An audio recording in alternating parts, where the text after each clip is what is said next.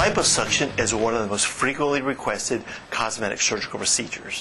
While dieting and weight loss will decrease the overall size, liposuction targets specific areas, those that are diet and exercise resistant, allowing you to focus in on specific contour irregularities. Liposuction provides the means to safely and effectively contour the body by removing fat from the hips, thighs, knees, buttocks, and abdomen.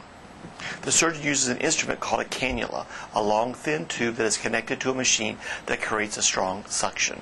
The cannula is then inserted to break up the fat and suction it out.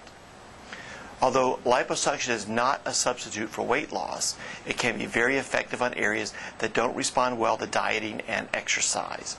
Fat distribution is determined by three factors: heredity, gender, and diet. Heredity determines the location and number of individual fat cells. This number of fat cells remains fixed and unchanged after puberty. Men accumulate fat more readily in the flanks and abdomen versus the hips and thighs for women. The quality and elasticity of the skin is very important. Think of liposuction like a balloon. As the air is removed, the skin of the balloon must shrink down to accommodate the new volume. Loose skin will not redrape well following liposuction. Your appearance after liposuction will be influenced by your general state of health, the overall condition of your skin, age, weight, hormonal influences, and other factors. Each person is unique, and during your consultation, we'll discuss in detail how these general factors apply specifically to you. Fat itself does not weigh very much. Most of the weight of the body is bone, muscle, and skin. Liposuction selectively removes fat only from those areas in which the patient desires reduction. Since the actual fat cells are removed, the procedure is permanent. Following liposuction, your body will always have less fat in the treated areas. It's up to you to maintain this new contour by remaining on an exercise and diet program. Remember that the fat cells that remain have the ability to get fatter, but their absolute numbers are reduced. Liposuction is not indicated in all individuals. Those that are obese or have a history of medical problems or poor skin tone may not be ideal candidates for the procedure. Most of our patients are done under general anesthesia in our private certified surgical facility. We use only board-certified anesthesiologists. By having my patient completely asleep, I can pay strict attention to the finest details, feathering and tapering the fat removal in order to give my patient a refined, contoured result. Most liposuction procedures are performed in 2 to 3 hours, depending upon the number of sites liposuctioned and the amount of fat to be removed. A compression garment is usually worn for several weeks following liposuction to reduce swelling and maximize skin contraction. Most liposuction procedures use the tumescent technique.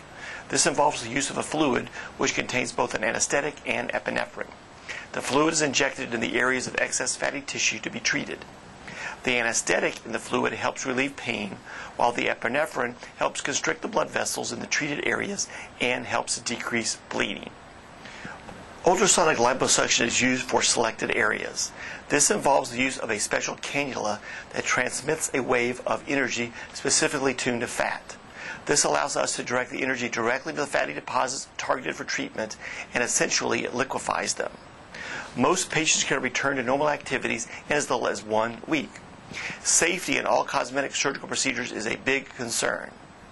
Ultrasound is considered a safe procedure as long as it's performed by a plastic surgeon who is skilled in all body contouring techniques, including abdominoplasty, thigh lifts, and body lifts. The key to success in most plastic surgical procedures is selecting the correct technique and a good surgical candidate. If you're in poor health or severely overweight, then this is not the correct option for you. Every surgical procedure involves a degree of risk, and you should educate yourself as to the risks and benefits of any surgical procedure. Certain precautions will be taken in order to make this procedure as safe as possible. In general, we limit the amount of fat removed in the outpatient setting to 5 liters. Since there is 2.2 pounds per liter, this equates to about 11 pounds. By limiting the volume of fat removed, the chances of excessive bleeding are greatly reduced. I look forward to meeting you at your consultation, where we will discuss the procedure in great detail, and during your examination we'll identify areas of concern.